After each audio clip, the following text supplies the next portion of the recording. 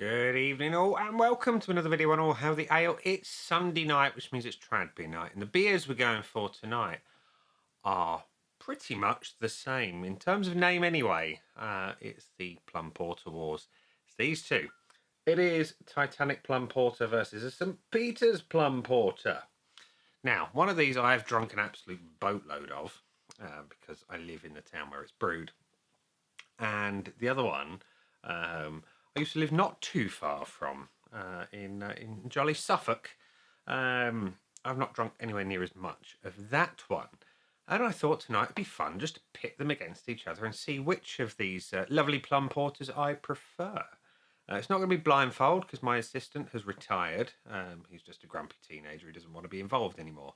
He'd rather do things that Dad doesn't want to do.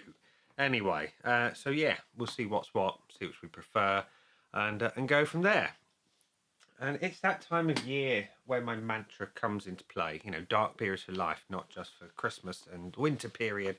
And as the nights kind of draw in and it gets a little bit chillier, a little bit colder, these are the kind of beers that you kind of gravitate towards because they have that warming, comforting feeling. So, yeah, what better kind of way to kick off the late August season, shall we say. Yeah, so we're going to pour the Titanic into, funnily enough, Titanic glass. This particular Titanic glass, the old school one with the full-on roundel or roundel style, and then the St. Peter's we're going to pour into the newer style Titanic glass because we can, and because I don't own a St. Peter's glass. So yes, let's start with the OG and pour that one into said glass. It's a lovely beer. Like I say, I've drunk many pints of it. And yeah, here we go. So the port is nice and dark. It's rich, mahogany colour, lovely tan head, pretty tight and compact. We'll leave a little bit in the bottle there.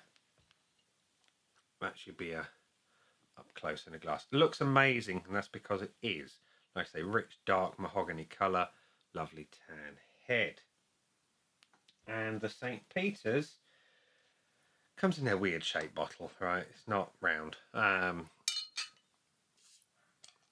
This one is a teeny bit stronger. It's a 5% beer as opposed to a 4.9, but it pours a similar mahogany colour with a similar coloured head. You know, it's no real surprise there. Head is a little bit smaller, as you can see. Even though I've poured that fairly aggressively, the head is much smaller, much smaller. I mean, the Titanic one has shrunk back a little bit, but otherwise, you know, they both look pretty much identical.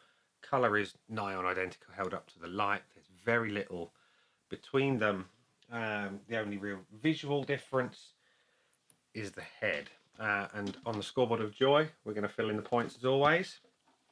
The most points wins. No prizes, just the prestige of winning the award here, and the point goes to the Titanic. So that's 1-0 so far. Anyway, the aroma test.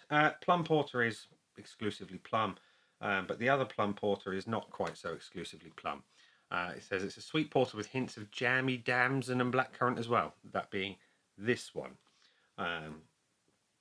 So the aroma test, we'll start with the loser from the last round, which is a St. Peter's in the newer style glass. And there is chocolate. There is plum. It is quite sweet on the nose, quite fruity.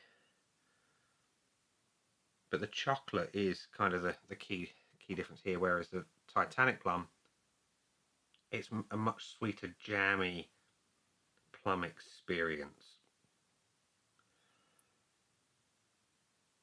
And this one is a matter of preference.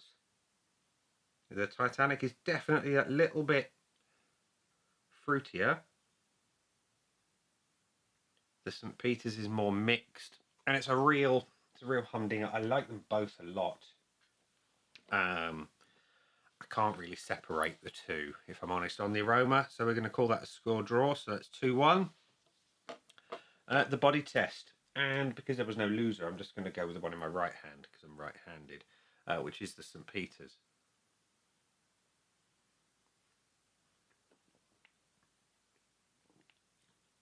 Medium heavy, super smooth, but very low levels of carbonation.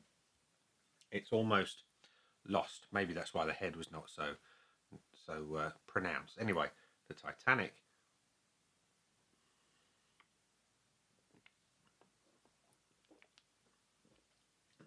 Similar weight, maybe slightly lighter, but a fuller carbonation leads to an overall better mouthfeel experience. It's more velvety, softer in the mouth. So that is a 3-1 lead so far for the Titanic. And the most important bit is the flavour of any beer, right? Let's be honest. That's why we drink them. We don't drink them because they feel nice in the mouth. We drink them because they taste good. So the St. Peter's,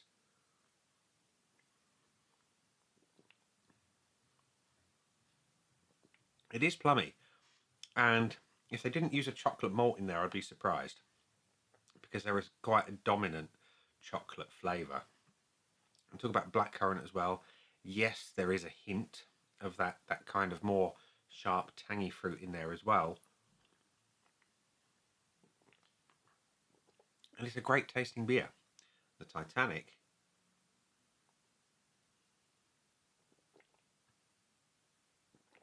Mm. It's like coming home. It is like coming home and having the beer that just fits, right? If you like your beers more chocolatey with a little bit more about them, then the St. Peter's is going to be up your alley. You know, that chocolate lends a creaminess, it lends a little bit of a base to the fruits. It's great. It's very, very good.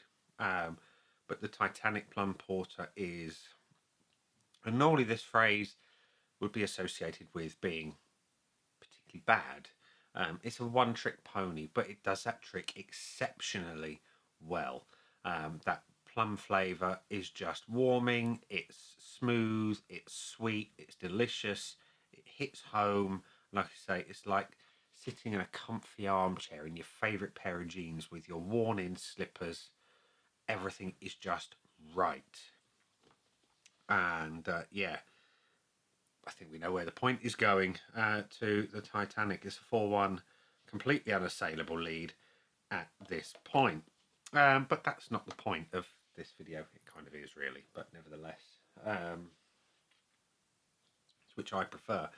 The finish on a porter of any description, I want them to be warming, comforting, just give me that feeling like I'm sat in that comfy armchair, but by a fire, and everything is cushy. So starting with the St. Peter's.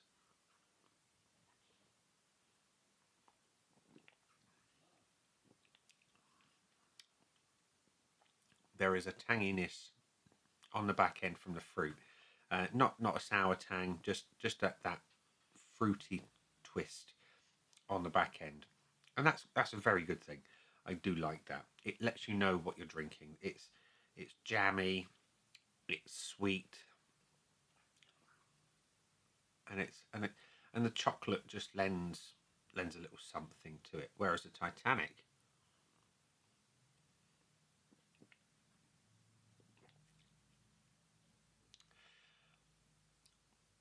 again, it's simplicity.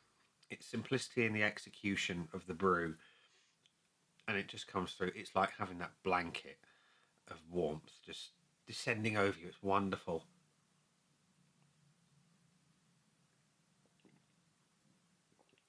It's absolutely glorious. We'll have another sip of St. Peter's anyway.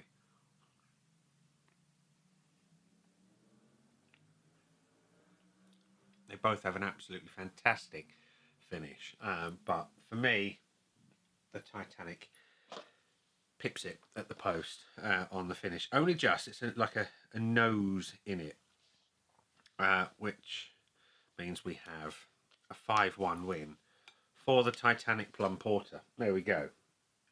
That was the only point where I could say they were a true draw was the aroma. I like the aroma of both of them equally, and this is this is not to say there is a bad beer amongst them, because there really isn't, right? Even though 5-1 looks like an absolute drubbing, which it is, but there is no bad beer here, right? Not one.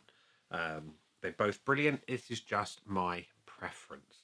And these beers would be equally welcome in my fridge. Maybe the Titanic more so, because I can A, get it easy, B, I prefer the flavour in this side by side. But, you know, hand me either of them in isolation and I would be more than happy with either.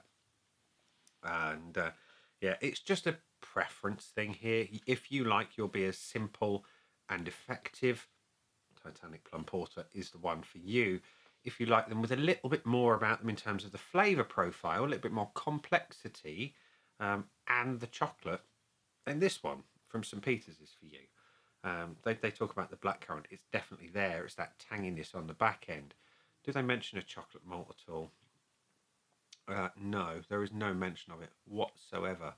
But it's a fantastic beer. Absolutely fantastic. It's just different to the Plum Porter from Titanic. The choice of which you have is entirely up to you. But I would love to know if you've tried them. Do let me know in the comments section below which ones you prefer if you've tried them both. Yeah, and we're going to leave it there.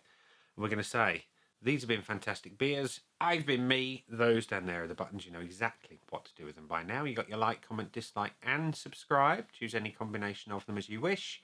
And I'll see you again soon for another one. Bye for now.